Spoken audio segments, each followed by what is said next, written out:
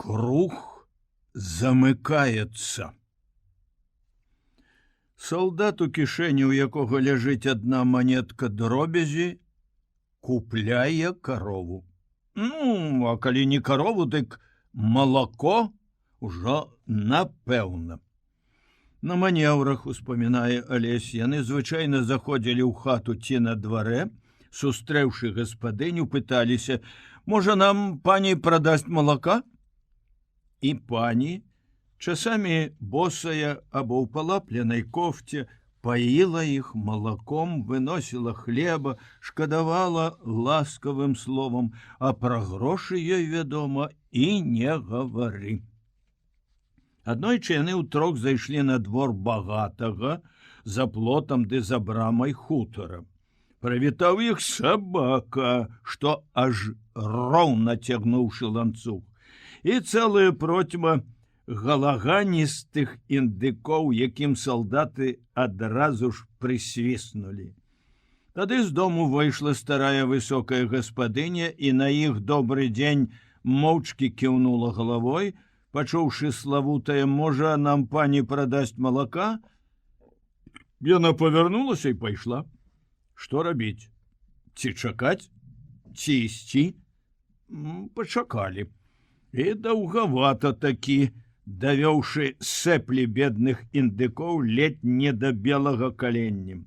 Дык вось нарэшце гаспадыня выйшла з дзвярэй, несучы збанок малака, 3 кубкі і 3 вялікія лусты белага хлеба з маслам.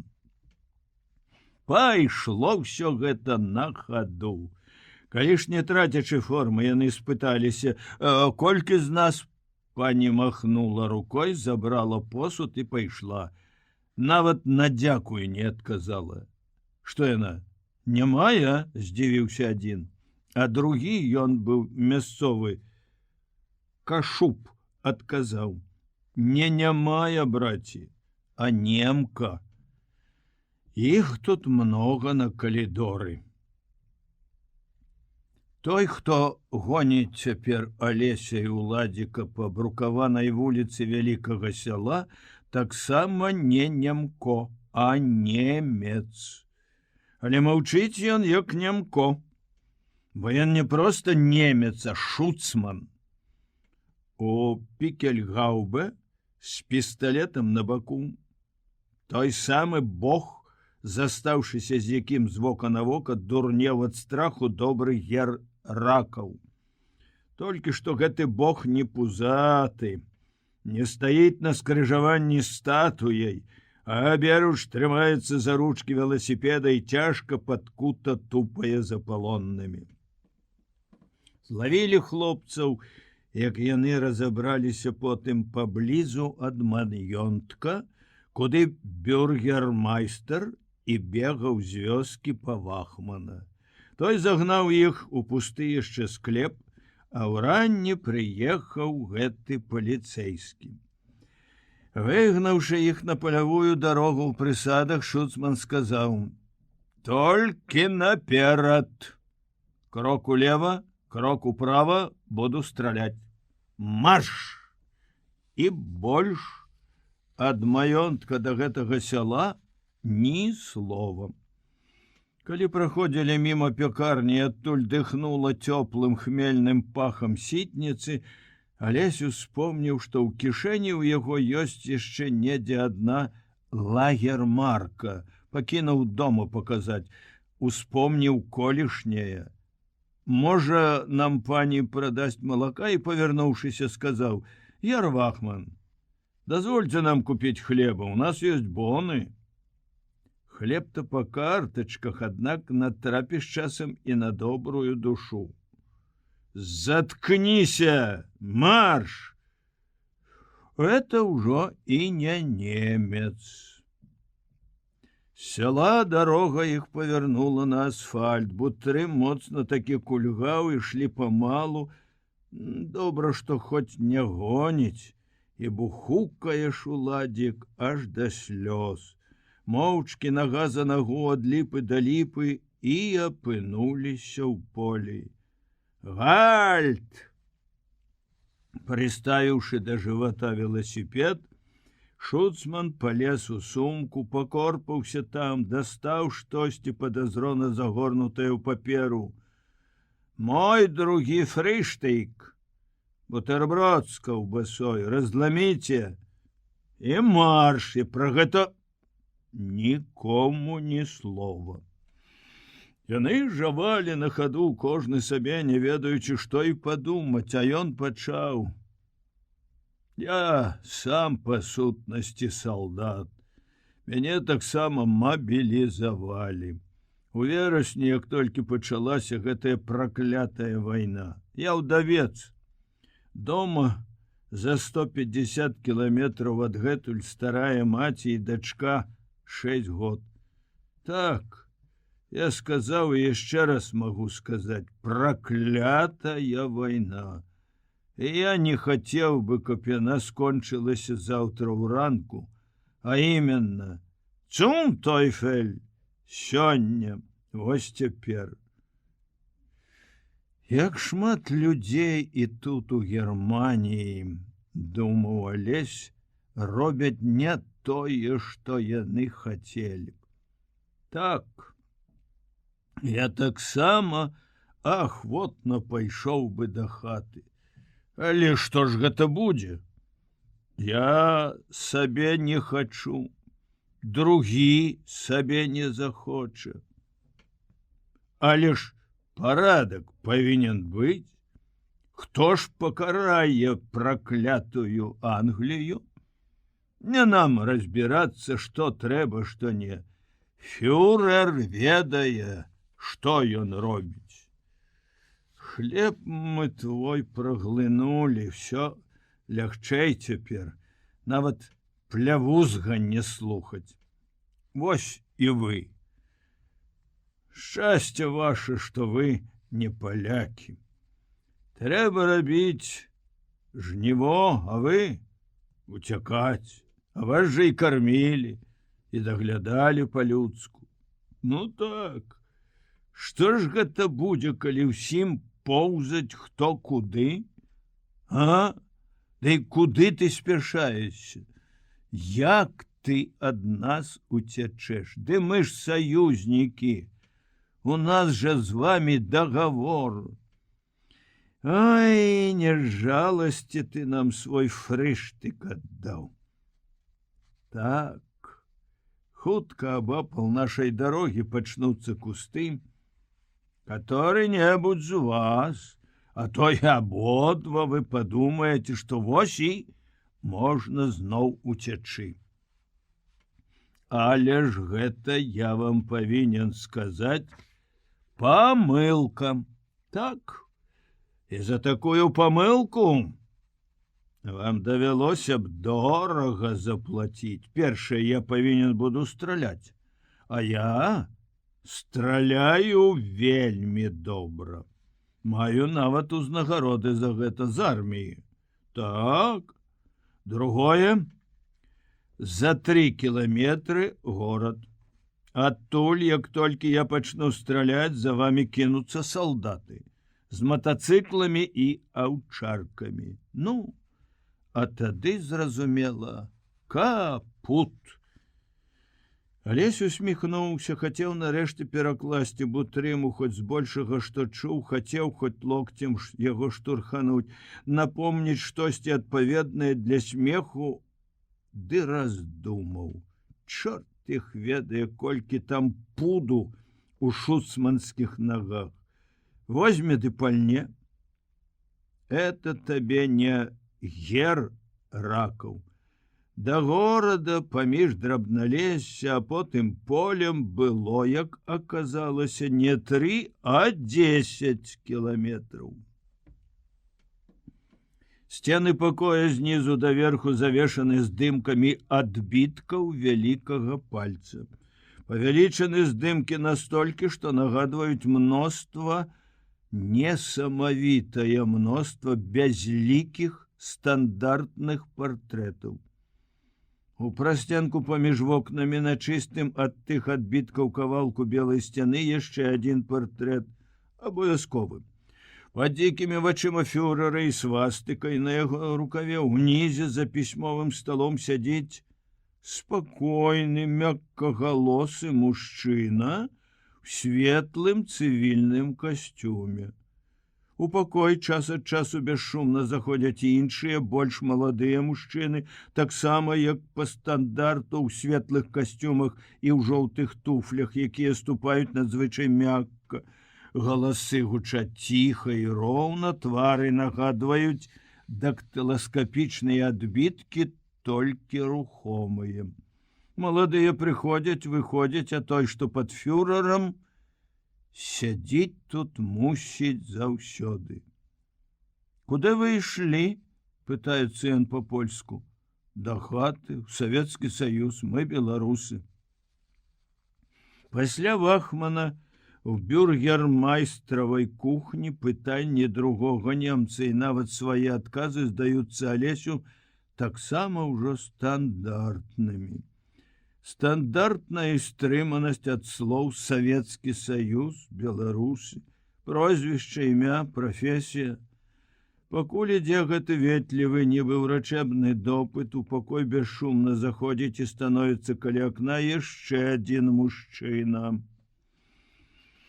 Твар у яго значна старэйшы, валасы сівізной, вусы вельмі тактоўна падобныя да тых, што вышэй і левей на партрэце. Адчувае ён сябе тут непадначаленым.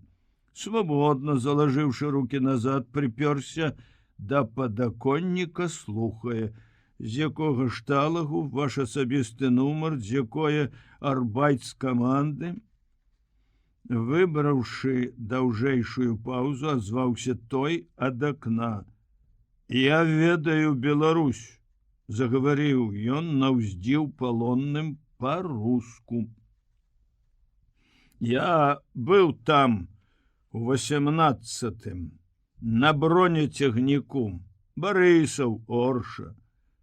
І все так мірна дыміла, нібы той бронецягнік хадзіў да нас у госці ці ў грыбы. Што тут? Няўжо гестапа?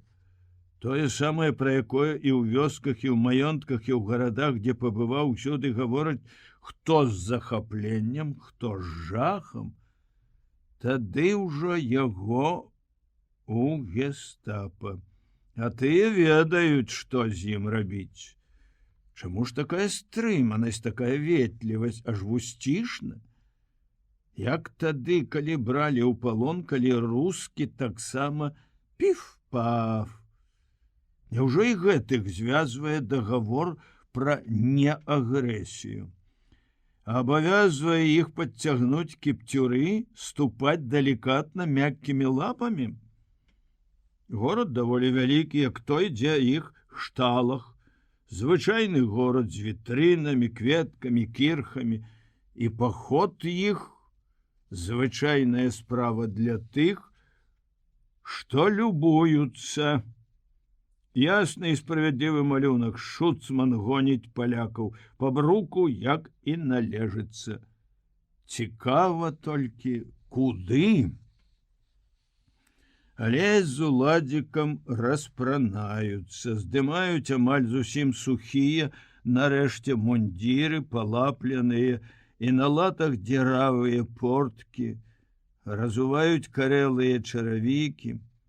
Стары ў цёмна-сінім халаце кідае ім з паліцы белае падавенства бялізны, шкарпэткі, штаны і курткі ў шара-сінюю палоску, нейкія шапачкі ці береты, падсоўвае ногой па цэменце падлогі грымучыя вялікія дзеравяшкі, клёмпы. Пры шэрай сцяне гэтай складской адрынішчы з высока паднятымі закратаванымі акенцамі ёсць і стаячая люстра. Культуры ж, шэпча Алесь. Хлопцы глядзяць адзін на аднаго і вось нарэшце усміхаюцца. Потым яны, паласатыя, становяцца перад паплямленым праталенымі люстрам і бутрым прыглушана гудзе. Даслужыліся, дзе каб зняўся, а? Яны засмяяліся б нават, ды ўладзік зрываецца раптам на кашаль. Немец трасе маршчыністым пабрытым падбароддзям. Вар'яты! Ім яшчэ весела. Мы не вар'яты, фатер, мы палонныя, кажа Алесь. Нас хутка ў наш лагер пашлюць. Пашлюць! У мяне тут такія ўжо ёсць. Яны яшчэ ўсё чакаюць. Некаторыя зараз пагоду, а другія... Ну, пайшлі. Там чакае наглядчык Швальбе. Там вам адразу будзе не смешна. Чатырохпавярховыя сцены абапал даўжэзнага і шырокага пралёту, адкрытыя маршы жалезных пакручастых лесвіц, на кожным паверсе бясконцыя шэрыя дзверы, памосты калідораў з парэнчамі, за якімі жалезныя сеткі. Ахтунг, самагубцы! Дзве пары драўляных клёмпаў спачатку ляскаюць па цэменце, пасля па сходах лесвіца гул ад іх і ад кашлю, як у царкве, пасля каля парэнчаў на трэцім паверсе і нарэшце мільённая гальт. Пузаты наглядчык і тут пузаты, у турме. Аберуч трымае паперку, пад паперкай вялікі ключ і слепіцца чытае. Бутрым. Который бутрым? Ты, кульгавы? Сюды. Кашляй тут, колькі хочаш. Ён адмыкае камеру, і хлопцы ледзь паспяваюць кіўнуць адзін аднаму. Пакуль пабачымся. Яшчэ ўсё ўпэўнена і амаль бесклапотна. А ты называешься Руневіч? Нумар военнапалоннага? Ага. Ха-ха-ха. Да пасаваў якраз. А ну? На камеры стаяў і сапраўды нібы спецыяльна Алесяў нумар 133. Дзверы за ім зачыніліся. Всяго 3 бадзяжныя тыдні, з такім адчуваннем, што ты пад небам толькі, што ты на ўсёй зямлі адразу. 3 тыдні без абароннага перад стыхіяй блукання, і ты вось аж так засумаваў па тым, да чаго прывыкалі, з чым парадніліся многія пакаленні, цябе ахапіла ўжо аж такая прага дамавітасці, што зацішным прытулкам здаецца нават і гэтая адзіночка. Можа, і ў гэтай хто звар'яцеў. І на гэтых вось адкідных нарах начамі, можа, не адзін ужо ўяўляў сябе чалавекам, які ад летаргічнага забыцця прачнуўся ў душнай цемрадзі і першы раз, працягнуўшы руку, абмацаў 3 дошкі века, наваленага грудамі мёрзлай зямлі. Колькі вачэй глядзела на гэтыя краты. А табе, маладому і нават вясёламу дурню, все это здаецца толькі уступам, створаным для твайго адпачынку. Табурет, на які захацеў і прысеў, стол, на які палажыў свой локаць, нары, якія... Званок пачуўся, а потым крокі ў такіх, як твае, дзеравяшках бразнуў ключ, адчыніліся дзверы, і 2 рукі ў паласатых рукавах, як і твае, працягнулі кавалак хлеба, лыжку і міску. Зноў зачыніліся дзверы, пачуліся крокі, міска цяжкая, цёплая, рука твая адзічэлая пад дажджамі, ледзь прыкметна дрыжыць, пераможна пяе, адчуваючы гэты цяжар і цеплыню. На кавалку хлеба, большым за лагерны, ты заўважаеш сухую скварку. Зубы твоя мёртвай хваткай упіваюцца ў хлеб, Рот з небяспечнай прагнасцю напаўняецца, аднак туды яшчэ неяк трапляе і лыжка цёплай духмянай баланды. Ты жуеш, ты глытаеш, і ты здаешся сам сабе бадай што найшчаслівейшым. Ты, вядома, не думаеш так, не настолькі яшчэ скацініў. Ты падсвядома тупа адчуваеш сваю нечаканую ўдачу, нават нібы не верыш у гэтае мноства яды, стараешся глынуць як хутчэй, пакуль там хтосьці апамятаецца, зойдзе і забярэ. Ды адчування сытасці, калі ты ўжо сядзіш, ашаломлены прагнай атакай, няма. Місачка бульбянога супу, акрайчык хлеба і марная скварачка — это ж толькі на трошкі больш за ўчарашні юдаўскі пачастунак, кубачак кавы і недаедзеная тоненькая лустачка са шмальцам, за той другі кавалак хлеба нішчымнага і другі, таксама маленькі, проста як нейкая белая кветка, кубачак малака, якім цябе паіла дзяўчынка, што паўтыкала ў высокае шэра-блакітнае неба 7 зорак вялікай мядзведзіцы. Званок пачуўся. 2 рукі ў паласатых рукавах моўчкі забралі міску і лыжку, а потым з вуснаў, дагэтуль зведзеных у прадбачаным распарадкам маўчанні, раптам пачуліся ціхія словы. Наступны званок: адбой, можаш паслацца і спаць.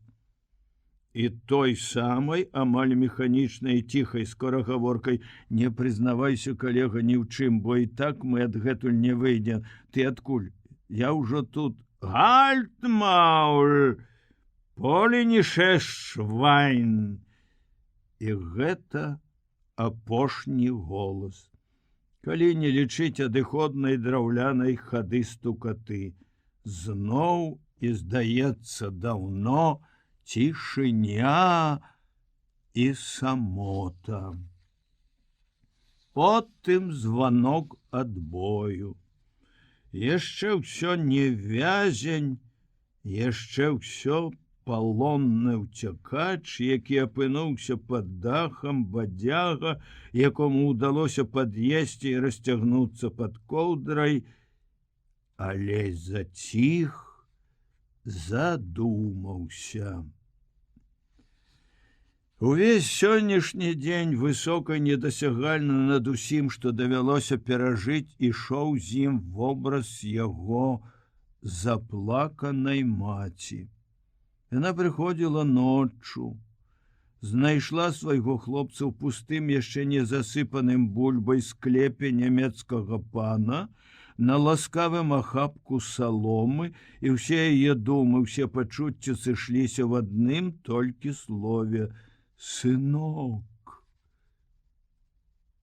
І гэта было так многа, якое там гэта было тады ўсё, што ён мог бы хацець ад жыцця. І ніхто ва ўсім свеце, ён ведае цяпер такім вялікім, не змог бы даць яму больш. Ён вярнуўся ў той час у свой пачатак жыцця, калі мама была самая лепшая. Калі ў гэтым не бывала найменшага сумнення, не бывала нават патрэбы думаць так і дзякаваць камусьці за ўсё гэта, калі было толькі шчасце, само яно адно, адзінае і ў ім, і навокал яго. Пазней, пасля маленства, было і інакш.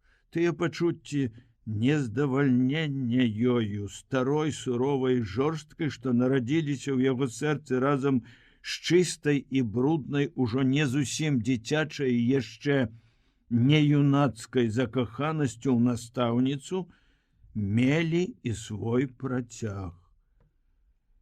На 15-тым годзе жыцця ён адмовіўся ехаць да споведзі.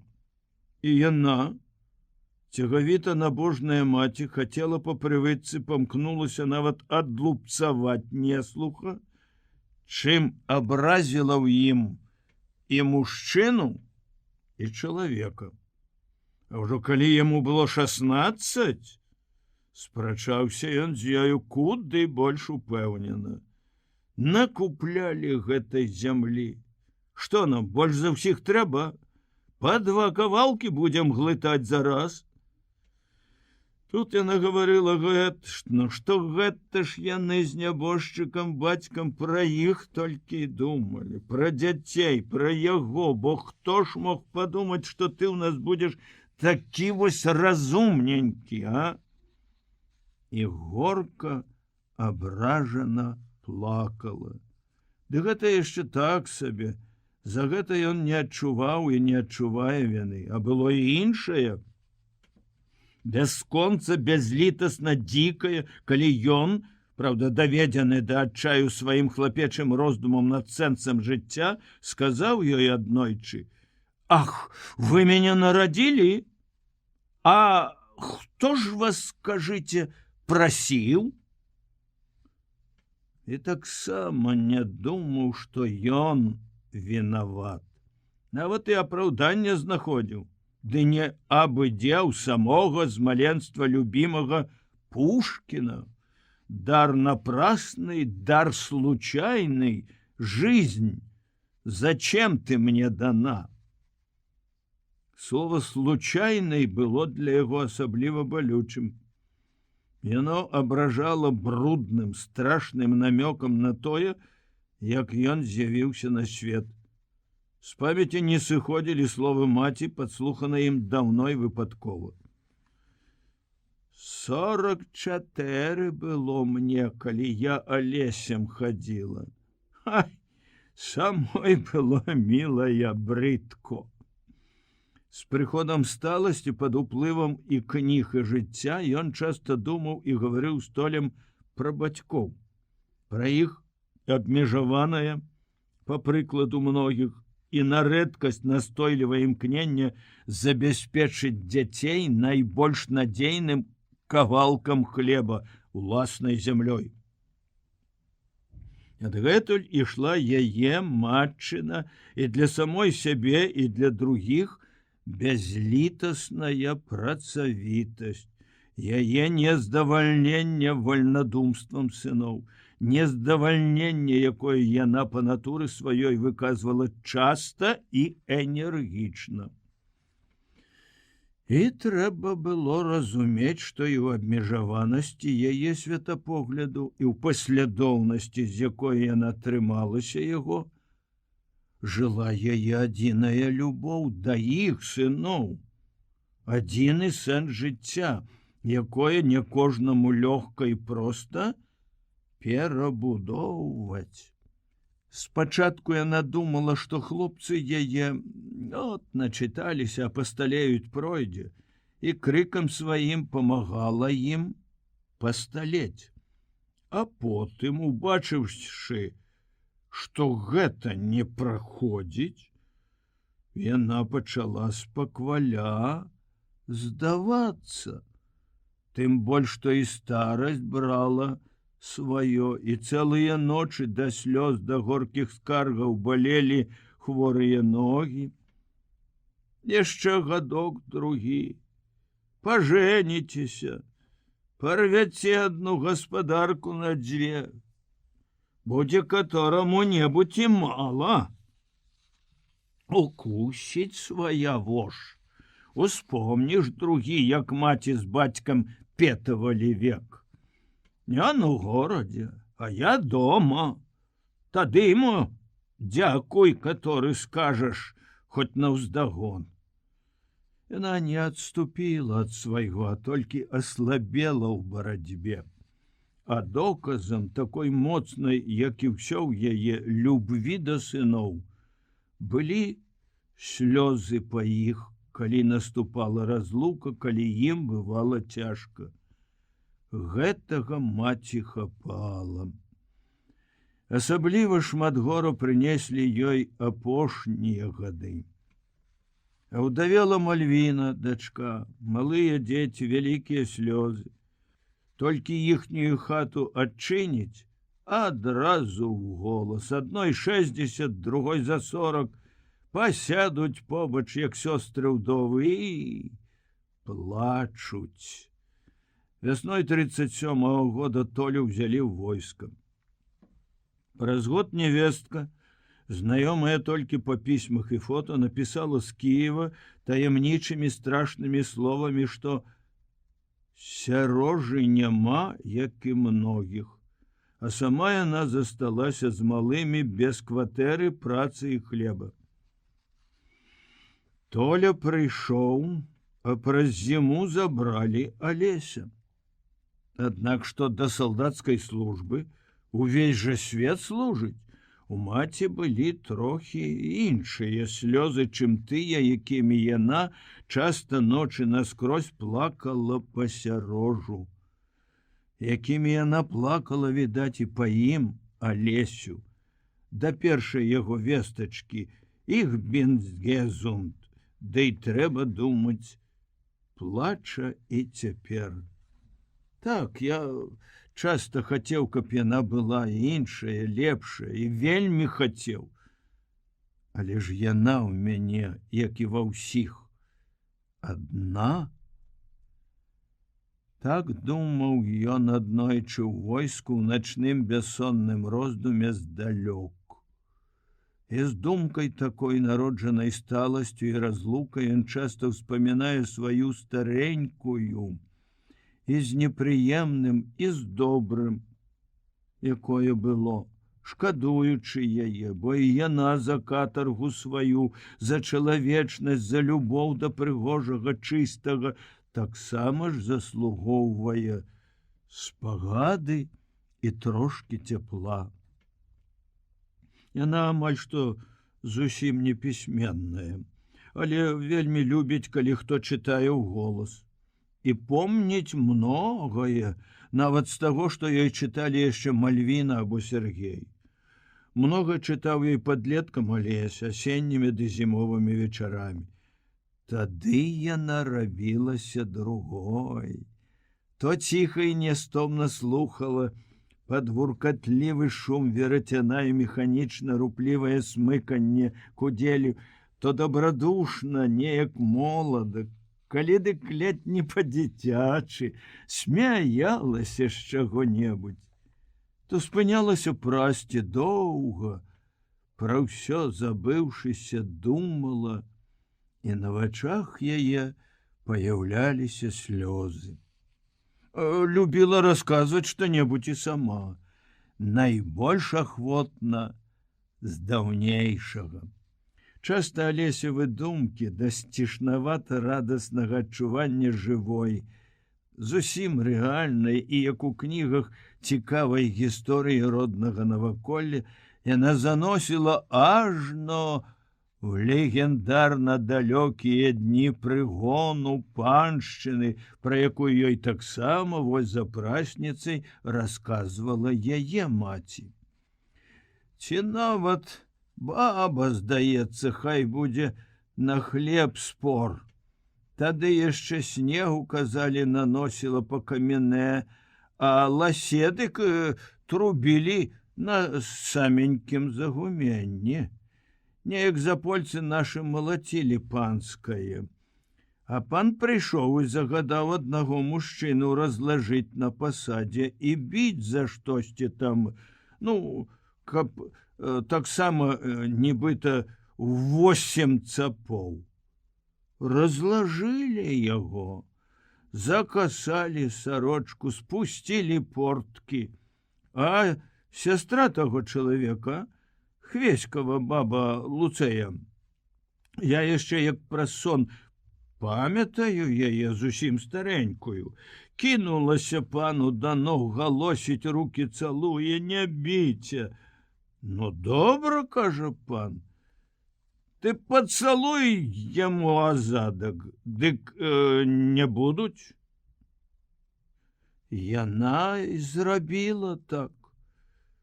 Пан з цівуном рагаталі, а людзям гэта не смешна было. І сёння, сынок, нікому не смешна. Захапіўшыся, яна часта нібы зусім забывалася, што Алесю 15 гадоў. Успамінала, колькі яна дзеўка з добрае хаты паплакала, пакуль яе тата дазволіў ёй выйсці за беднага хлопца. Мікола мой быў такі самы жох, як наш Толя.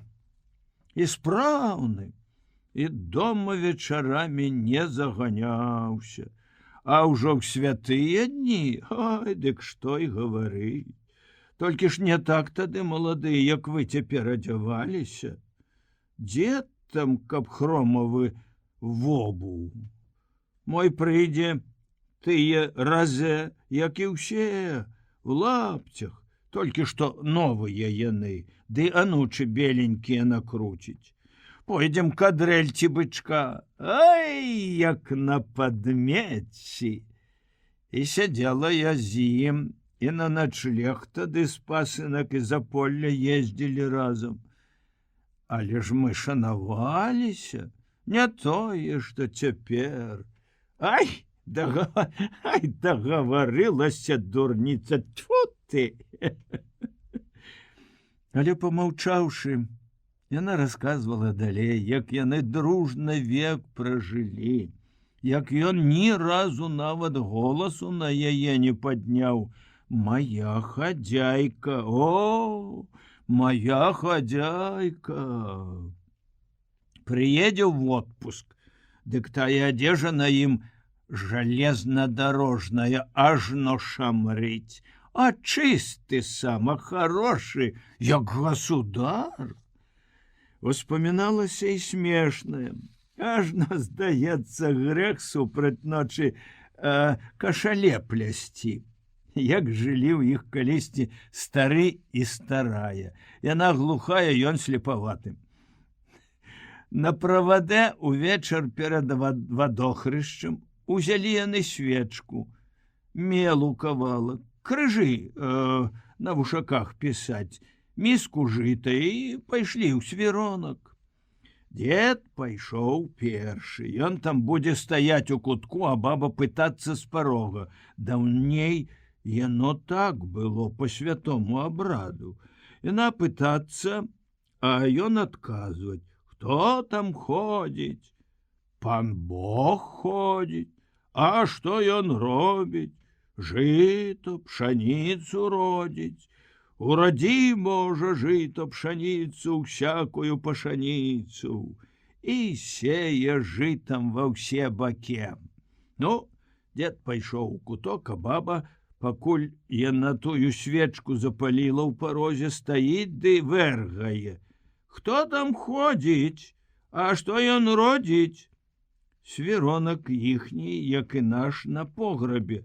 Дед наступіў назад, каладыў яму, бух, раве, гаўно ён родзіць, ніяк не ўстану, падло ты глухое. Ай!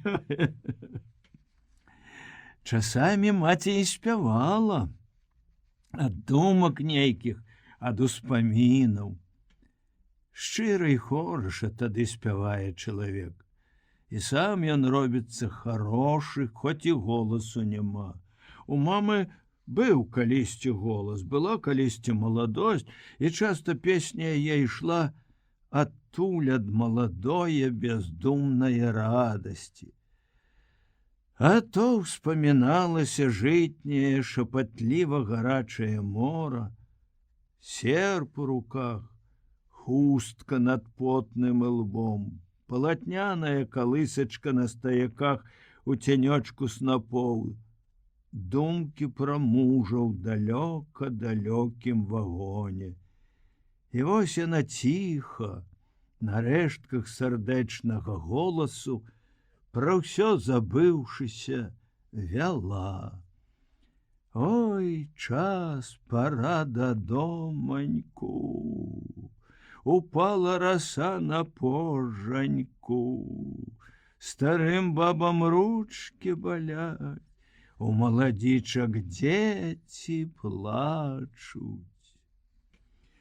Цяпер Алесь, успомніўшы свой сон, цяпло яе слёз на сваім халодным аброслым твары, бездапаможныя пацалункі, адзінае найдаражэйшае слова «сынок», падумаў радасна, што пачуцці, якія ён сёння носіць, куды мацнейшыя, можа, куды чысцейшыя, чым у маленстве. Я прыйду, дарагая. Я ўсё ж такі калі-небудзь прыйду.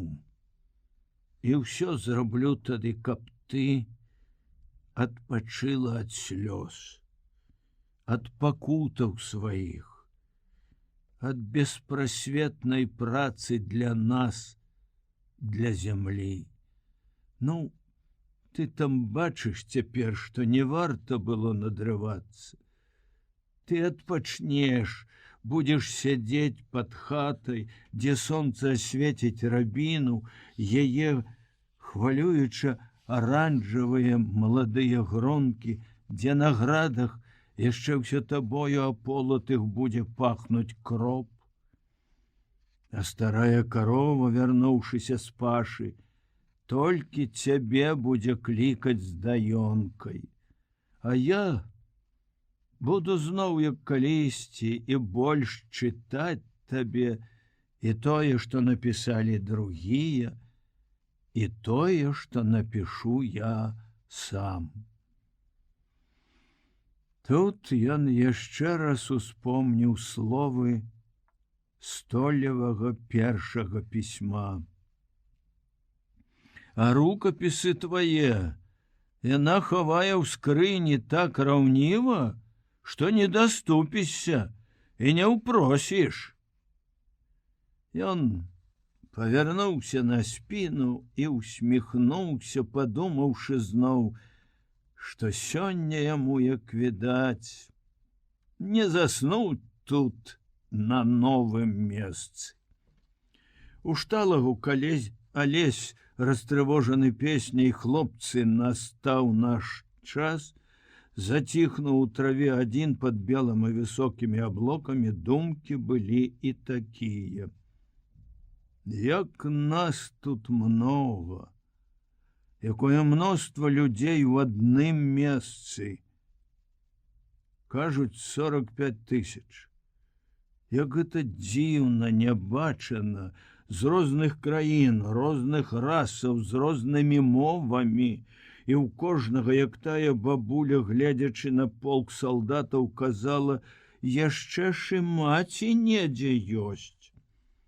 Яшчэ ж было таксама і маленства. Каб гэта выйсці яму нейкім цудам наверх успамінамі кожнага, як расцвіла б яна, акружаная колючым дротам, кулямётамі, пражэктарамі зямля, вясняная трава якой дашчэнту і надоўга вытаўчана горка гуляшчымі нагамі. Думалася таксама і тады, і раней, што ў кожнага з гэтых пакутнікаў апроч агульнай тугі па хлебе і волі, апроч тугі па блізкіх, ёсць яшчэ і туга па любімай працы. Алесь тужыў па свежай баразне, калі яна вясной, нібы уздыхаючы, з доўгачаканай палёгкай пераварочваецца за плугам з ціхім песенным вуркатам, крышыцца тлустымі цёплымі камякамі, гатовая і прагная прыняць і залацісты дождж зярнят, і насевак са шчодрага неба. А яшчэ больш тужыў ён па белым полі паперы, па баразне радка. Ды так тужыў, што на фронце ў самыя крутыя моманты хлопцу хацелася застацца абы з галавой ды з адной рукой хоць за такую цану. Толькі б жыць ды пісаць. Пачалося гэта даўно, амаль у самым недзе пачатку. Здаецца нават, што разам з жыццём пачалася яна, яго закаханасць. Хоць факты гавораць пра гэта трохі інакш. Спрытнейшы ў іхняй хаце быў Толя. Ён і рысаваў, здзіўляючы, радуючы гэтым яшчэ бацьку. Ён быў здатны і штуку якую прыдумаць, і забаўку пацешную зрабіць. Алесю было 9 год, калі ён склаў на пашы верш. Прыгнаўшы з ранак каровы, пачаў чытаць яго Толю, у якога тады нарывала нага. Дождж ішоў, Алесь намок, як цюцька, і пад мехам, але што там было яму да дажджу. Задыхаючыся ад радасці, ён расказаў свой верш. І нават забыўся прызнацца, што склаў яго з Марыленым Грышкам удвух. Хіба ж гэта так трэба рабіць, казаў Толя. Прачыкіляўшы на адной назе ад тапчана, дзе ён ляжаў да стала, майстар на ўсе рукі взяў на покуце стары шытак, пяро, чарніліцу і стаў паэтам. Дарэчы, Алесь і Грыша, ідучы непасрэдна ад жыцця, свой верш напісалі па-свойму, па-беларуску. Мы на ржышчы і на пашы, напасём каровы нашы, і хоць дождж усё ідзе, не баімся мы нідзе. А Толя, як заядлы паслядоўнік Пушкіна, хапіў куды вышэй. Напісаў ён таксама пра тое, што бачыў, што акружала іх усімі гукамі ды фарбамі, канкрэтна напісаў пра дождж, што плюхацеў за вокнамі. Але ж, браточкі, як ён напісаў! Алесь ажно скрыпнуў турэмным ложам і засмяяўся, як праз сон, успомніўшы лісток са сшытка ў клетачку, спісаны яшчэ нястройнымі фіялетавымі радкамі глыбакадумнага чарнавіка, што і сёння ляжыць недзе ў яго паперах у мамінай старой яшчэ пасажнай скрыні. Куры намокшие под стрехами стоят, перья опустили и вверх глядят. Только воробьи оглашают криком деревню, чик-чирик, и обсели стаями черешню. Боже добрый, якой вершиней здалося гэта мокраму намесніку закульгалага пастуха, якой дасканаласцю. Просто хацелася плакаць ад шчасця, як у Жукоўскага. Тимпаны загремели, задребезжали трубы, пошли вперед дружины. Алесь пайшоў нават на такую слабасць, што пачаў прасіць: ты ж рисуеш. Но гэты вершик няхай будзе мой. Ты будзеш мастаком, а я паэтам. Добра? І Толя ласкава згадзіўся, аддаў. Ды неўзабаве, менш як праз 2 гады, Алесь адчуў асалоду творчасці зусім самастойнай. Без усякага сааўтарства, без зайздрасці нават да Толі. Школа, дзе яны вымушаны былі вучыцца, была польская. Бібліятэка, кнігі якой арыгінальныя і перакладныя, выводзілі хлопчыкаў у вялікі свет таксама. Але ж і гарадскі куфэрачак з сярожавымі кнігамі рабіў сваю справу, пачаўшы яе куды раней, чым школа. А паміж гэтымі дзвюма стыхіямі польскай і рускай была яшчэ адна сіла, якая таксама рабіла сваё.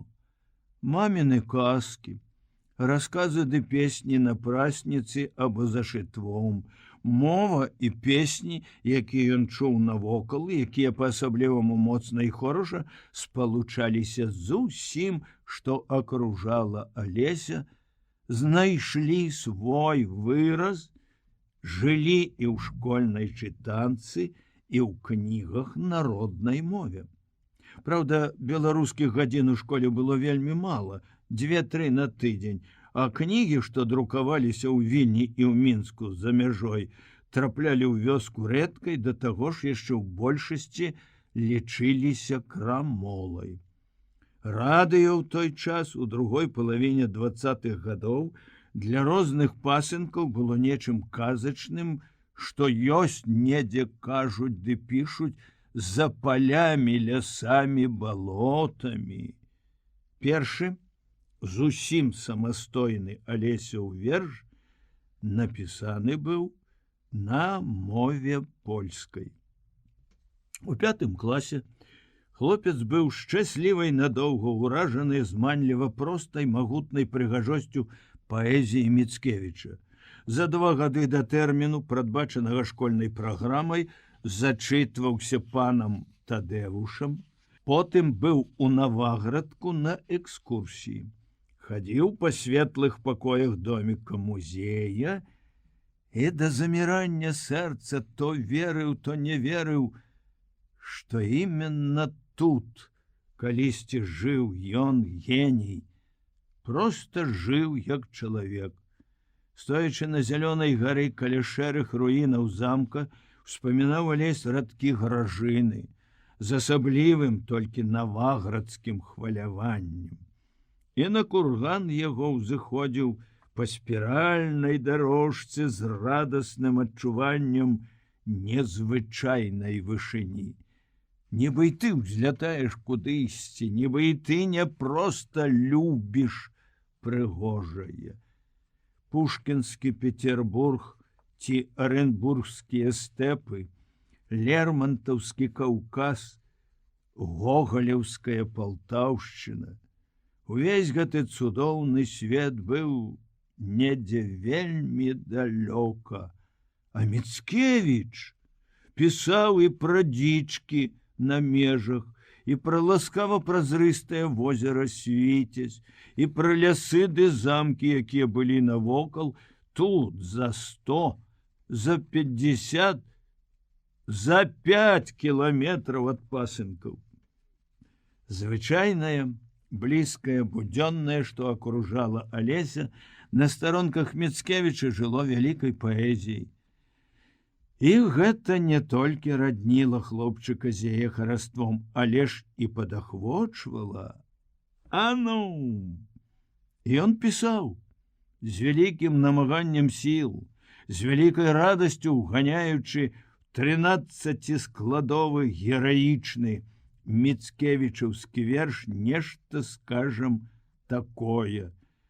На пагурку высокім, ніжэй апісана, лежывесь пасынкамі аддаўна названа. Можна і пасмяяцца цяпер з гэтага, як мы смеёмся з кіёчка, што калісьці здаваўся нам проста каньком-гарбунком. Можна і задумацца, люба і сумна задумацца над непаўторнай, сапраўды крылатай, як казка, паэзіяй найшчаслівейшага часу. Алесь цяпер усміхаецца, успамінаючы тыя свае пакуты і захапленні, аднак жа ён ведае, яму так прыемна ведаць, што ішлі яны з таго самага свету, дзе да слёз, да салодкага болю звычайна і незвычайна гучалі, скажам, словы з Дуброўскага.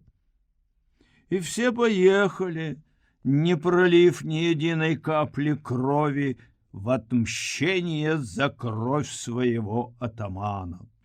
Або, яшчэ больш проста і задушэўнае у коласа. Край мой родны, дзе ж у свеце край другі такі знайсці, дзе магла б так поруч смеццем гожасць пышная ўзрасці, дзе бы вобруку з галечай расквітнеў багацця цуд, і дзе б з долі чалавечай насмяяліся, як тут. Калі яны пакінулі гімназію, стыхія польскага слова пачала спакваля адступаць. Тады на Алеся разам з Толем, вядома, з магутным акіянскім рокатам, з раскошным сонечным зяннем накацілася высокая хваля рускай прозы. Узняла яго, загайдала, і ён то ад радаснай жудасці заміраў, то звонка смяяўся ад дзіўнага небывалага захаплення. Толстой, Дастаеўскі, Чэхаў, Гаршын, Горкі, Купрын. Яны прыйшлі другою хваляй пасля Пушкіна, Лермонтова, Гоголя. Яны назаўсёды здаліся яму непараўнальнымі. Яны павялі яго ў родны хвалюючы свет. Па інерцыі ён яшчэ скроб сабе вершыкі на 3 мовах, некалькі год то любіў іх, то ненавідзеў, то зноў любіў, а ўжо у душы юнака выспявала памалу, але грунтоўна новая любасць да празаічнага чорнага хлеба, які дае жыццё, да беларускага роднага слова, што пахла для яго тым самым хлебам. У 19 год былі пачаты апавяданні, якія ўжо хвалявалі Алеся не так, як хлапечае загляданне пра шчыліну ў тым плоце, за якім быў райскі сад паэзіі.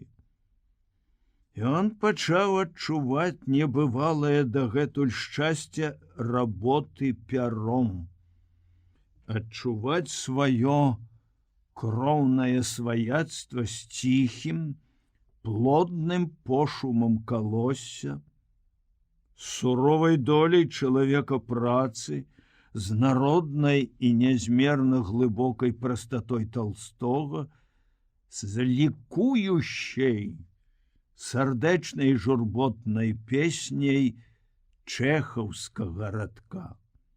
Ён зразумеў шчасліва і трывожна, што літаратура яго прызвання, галоўны святы абавязак жыцця. Зроблена вельмі няшмат, не лічачы таго, што ён пашкадаваў парваць, пакінуў на ўспамін.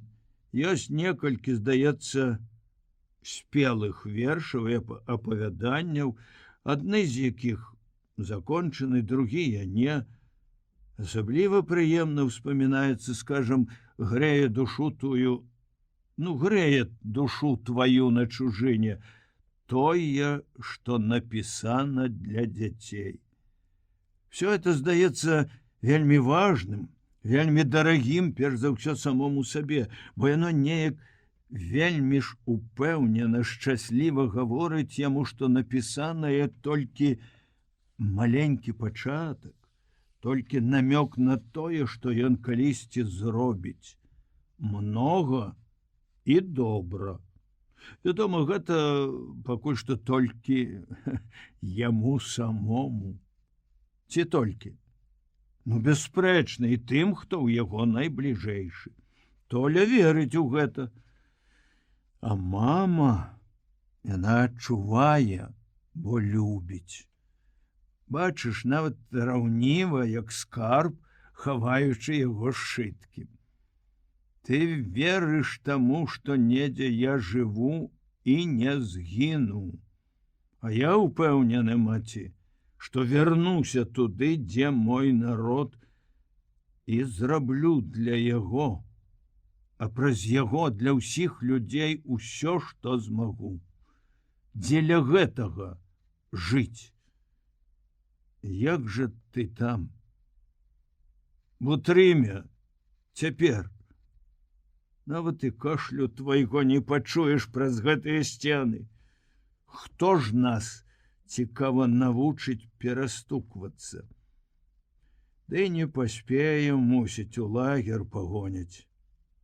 Колькі рабін было пры дарозе, такіх маладзенькіх, румяных.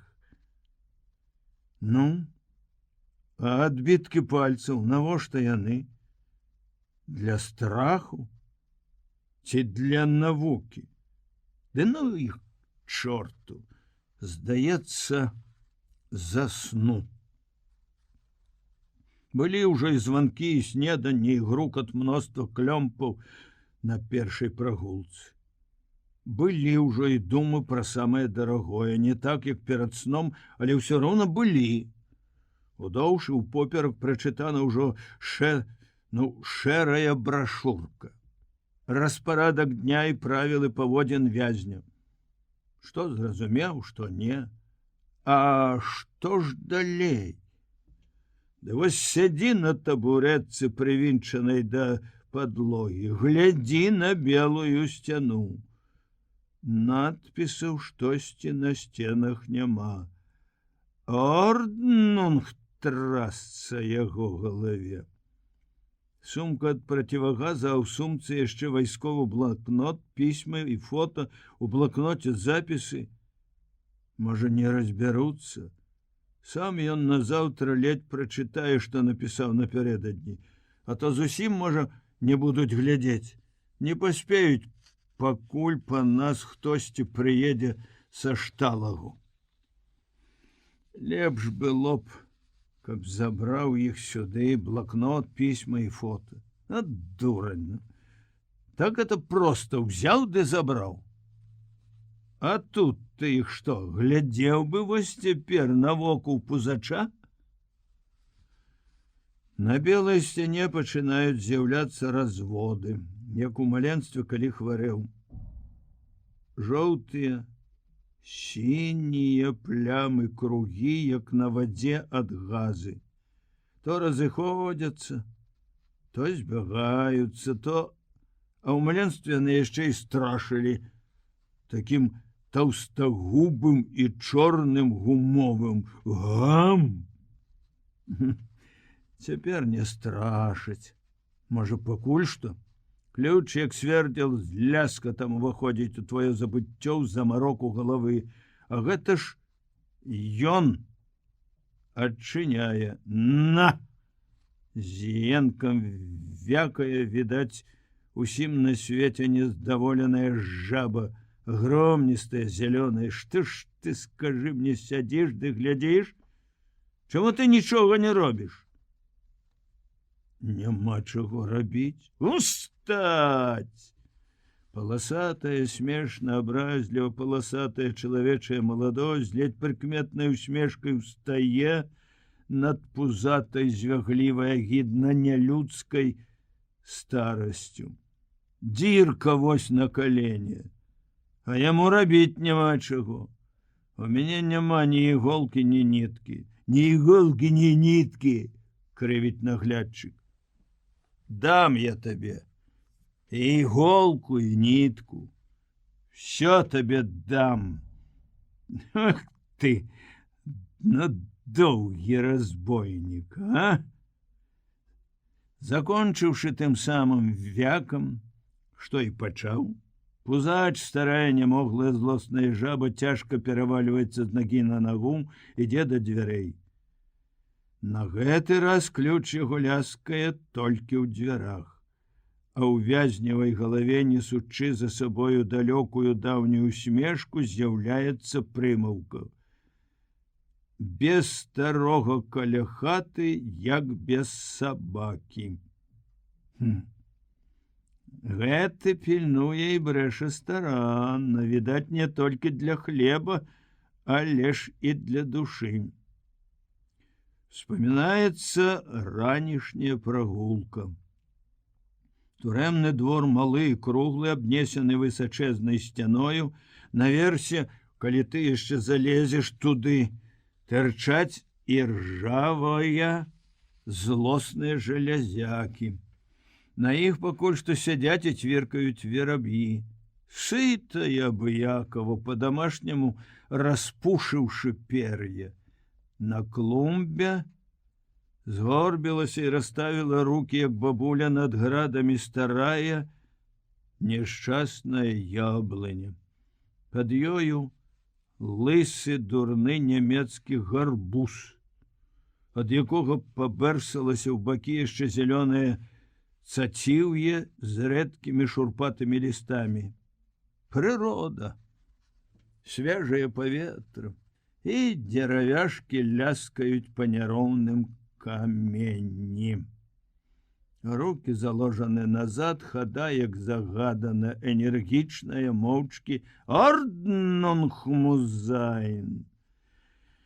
Утрымку льгае і бухукае. Аднак такое парушэнне орднунга чамусьці не хвалюе іх начальства. Зялёная старая жаба сядзіць трохі збоку ад іхняга круга і дрэмле, ледь-ледь шчапіўшы на трыбуху, здаецца, нават перапончатыя пальцы. Яшчэ адна прыказка. Бабка спіць, але куры пасе. Такое салдат убачыў ва ўсмешцы Бутрыма, які выбраў момант і усміхнуўся яму, азірнуўшыся. І жаба нібы ад гэтага прачынаецца. Голасам поўным натужнай пакуты і гераічнай пільнасці, не разводзячы з трыбуха пакарацелых на старасць рук, яна выкідае на вонкі хрыплівы лозунг: «Толькі наперад, толькі ідзі! А? Няўжо мы надоўга сышліся з табой?» думае вязень у камеры на табурэтцы. Няўжо ты заменіш мне такі самы мілы і неадчэпны вахманаў воблік? На белым зноў з'яўляюцца разводы. Няўжо гэта толькі пачатак? Ну, самы маленькі, самы нявінны ўступчык да таго, што прыйдзе да мяне сюды, што засядзе са мной тут, у гэтым белым каменным мяху. Ды ўсё гэта абарвалася хутка, а раней, чым Алесь спадзяваўся. Пад вечар раптоўна скрыгат ключа падняў яго з табурэткі, а голас наглядчыка, хоць ён і таіў сабе, як быццам пагрозу, прагучаў здзяйсненнем надзеі. На! Пайшлі на низ, дуройбер! Калі яны з Бутрымам пераадзеліся і выйшлі са склада на калідор, побач з іхняй зялёнай жабай стаяў нікчэмненькі бялявы вахманок, даволі такі прыкметна запраўлены шнапсам. Спачатку Уладзіка, пасля Алеся, спачатку знізу ўверх, пасля ўжо зверху ўніз, вахман абвёў грозным позіркам мутных вачэй і нарэшце знайшоў, што сказаць. «А чаравікі?» — крэкнуў ён. «Это такія павінны быць чаравікі? Пілоткі зняць, пачысціць? Так, пакуль што хопіць. Марш! Пра далейшае будзе гаворка ў штрафкампані». Такі ж грозны, хоць і маўчаў, быў ён на вуліцы па дарозе на вакзал, так заганяў іх у сіні бліскучы вагон кур'ерскага цягніка з белым надпісам «Бромберг, Берлін», а ў вагоне свабоднае купе. Ім загадаў сядзець каля акна, а сам сеў каля дзвярэй, ногі ў ботах паставіўшы на лаўку за праходам. Всё далейшае пайшло для яго ў змаганні соннага ачмурэння з высокім абавязкам. Толькі зіркаў на іх час ад часу, зноў забыўшыся, мусіць, што кашаль аднаго з палонных гэта яшчэ не сігнал да ўцёкаў. Ну, адляжаліся трохі, гудзеў Бутрым, управіўшыся са сваім бухуканнем. Вось так бы нам перці да хаты, а то пакуль грудзьмі абмацаеш усю зямлю. Ты калі-небудзь ехаў у такой раскошы, а? І было вельмі сумна. Хоць і маўчалі пра гэта, сумна, што нешта беззваротна прайшло, што нейкі круг замкнуўся на пуста, што зноў вярнуўся іх сцюдзённы горкі вырай.